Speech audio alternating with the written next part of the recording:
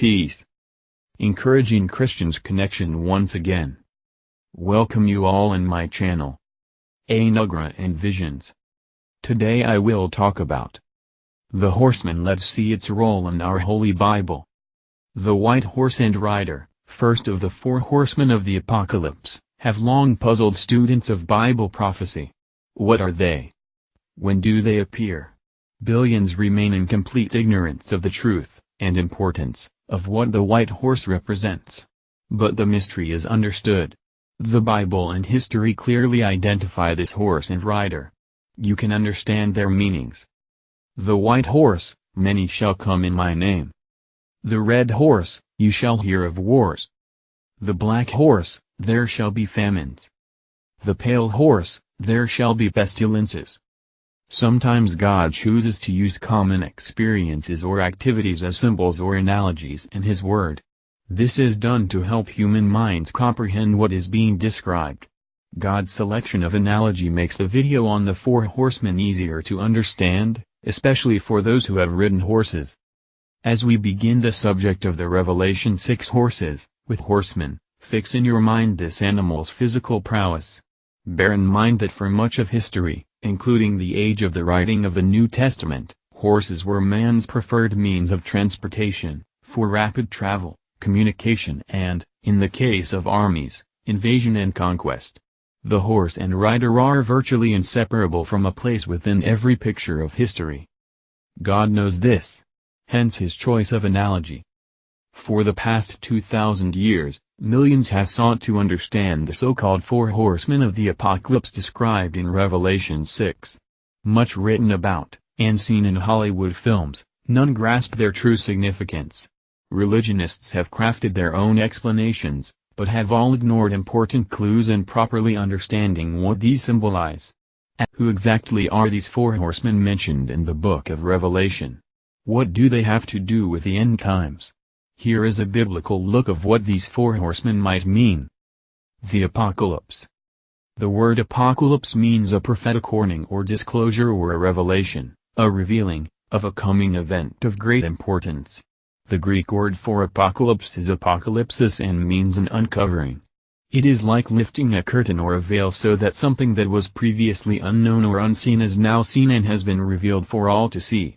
The word is closely related to the book of Revelation or the Apocalypse. The book of Revelation is not a revelation from the Apostle John.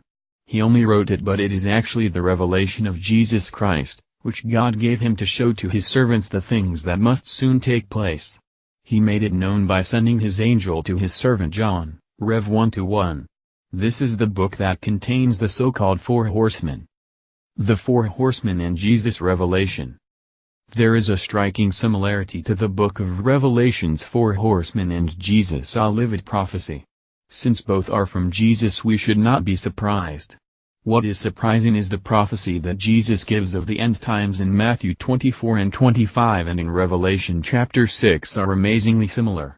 The disciples had just asked Jesus two questions: when will the temple be destroyed, Matt 24:1-2, and what will be the sign of your coming and of the end of the age, Matt 24:4c. Read the startling parallels in Jesus' answer in Matthew 24 and Revelation 6 and the fact that the seals that are opened match those of the horsemen. The white horsemen of the Apocalypse. Matthew 24:4-6 And Jesus answered them, see that no one leads you astray. For many will come in my name, saying, I am the Christ, and they will lead many astray. Revelation 6:1-2 Now I watched when the Lamb opened one of the seven seals, and I heard one of the four living creatures say with a voice like thunder, Come. And I looked, and behold, a white horse. And its rider had a bow, and a crown was given to him, and he came out conquering, and to conquer. Here Jesus warns the disciples, and by extension he warns believers today to not be led astray by false Christs or false teachers of the gospel. Jesus will come again to judge the world and he will be on a white horse, Rev 19:11-16, but the white horse in Revelation 6:2 is obviously not Jesus because the judgment of the world did not come with this horseman. One is going to lead astray many, not a few, and he will appear to be Christ or as a representative of Christ, perhaps the beast. And this rider will be a ruler, with a crown, and will conquer, perhaps in the name of peace and/or religion. The bow represents military power, the crown represents a ruler, and he is able to conquer or rule. The red horseman of the Apocalypse. Matthew 24:6-7. And you will hear of wars and rumors of wars. See that you are not alarmed, for this must take place, but the end is not yet. For nation will rise against nation, and kingdom against kingdom. Revelation 6:2-3-4. When he opened the second seal, I heard the second living creature say, "Come." And out came another horse, bright red. Its rider was permitted to take peace from the earth, so that people should slay one another, and he was given a great sword. This red horse in Revelation is one that brings war, and the color red seems to be symbolic of the blood that is shed during war. Has there ever been a time on the earth where there have been more wars and rumors of wars than today? This red horse was permitted to take peace from the earth, so that people should slay one another, and this rider or ruler was given a great sword or military weapons and might to spill blood. Jesus said in Matthew that there will be wars and rumors of wars, for nation will rise against nation, and kingdom against kingdom, and these wars will produce famines. The black horse of the Apocalypse. Matthew 24:7-8. There will be famines and earthquakes in various places. All these are but the beginning of the birth pains. Revelation 6:5-6. When he opened the third seal, I heard the third living creature say, "Come." And I looked, and behold, a black horse. And its rider had a pair of scales in his hand. And I heard what seemed to be a voice in the midst of the four living creatures, saying, "A quart of wheat for a denarius, and 3 quarts of barley for a denarius, and do not harm the oil and wine." During this dreadful time there will be earthquakes all over the world. But Jesus says that these are but the beginning of the birth pains, meaning that as a mother's contractions get closer and closer together as the birth of her child nears, so too will these wars, earthquakes and famines which occur. The result of the wars and the catastrophic effect of earthquakes could easily spike the price of food, and why famine becomes widespread, and why a quart of wheat goes for a denarius, which is what the price of one day's labor was at the time John wrote this. Imagine working all day for only a quart of wheat. The oil and wine being spared seems to indicate that only the very rich will not be affected, because they are the frequent consumers of the oil, which was very expensive then and may denote the richer foods of today, and the rich then, perhaps like today, are the only ones who could afford such fine wines.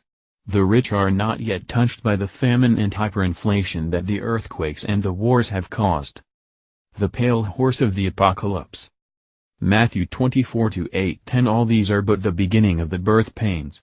Then they will deliver you up to tribulation and put you to death, and you will be hated by all nations for my name's sake. And then many will fall away and betray one another and hate one another. Revelation 6-7-8. When he opened the fourth seal, I heard the voice of the fourth living creature say, "Come." And I looked, and behold, a pale horse. And its rider's name was Death, and Hades followed him. And they were given authority over a fourth of the earth, to kill with sword and with famine and with pestilence and by wild beasts of the earth. Tribulation and persecution follow this. Like Nero blamed the Christians for the fire that destroyed much of Rome, so too might the world blame Christians for the collapse of the economy and the widespread famine which produced death. The color of a corpse has been described as pale, and this pale horse seems to represent death, for its rider's name was Death, and Hades, the grave, followed him. This given authority produced death over a fourth of the earth, and the power to kill with sword, from wars, and with famine, from the earthquakes and hyperinflation of food prices. This fourth seal is followed by the martyrdom of many saints, Rev 6-9-10. Today, more Christians are dying by persecution worldwide than at any time in our history. Conclusion. Anyone that is saved has no fear, because they are secure in the hands of Jesus Christ and in the Father's hands, and no one or nothing can ever snatch them out of their hands. John 10:28-29. If you are not saved, you will not be spared from the terrible times to come. For those who are without Christ, they need not fear those who kill the body but cannot kill the soul. Rather fear him who can destroy both soul and body in hell. Matt 10:28. The fear or deep reverence or respect of God is the beginning of wisdom. Prov 1-7, 9-10, Psalm 111 hours 10 minutes. Today, if you will hear His voice and humble yourself before the mighty hand of God, you can be saved, because God has not destined us for wrath, but to obtain salvation through our Lord Jesus Christ, 10, who died for us, so that whether we are awake or asleep we might live with Him. 1 Thess 5-9-10. Stay blessed. Directed by Anugrah and Visions. Encouraging Christians Connection. Don't forget to subscribe my channel. Thank you for watching my video.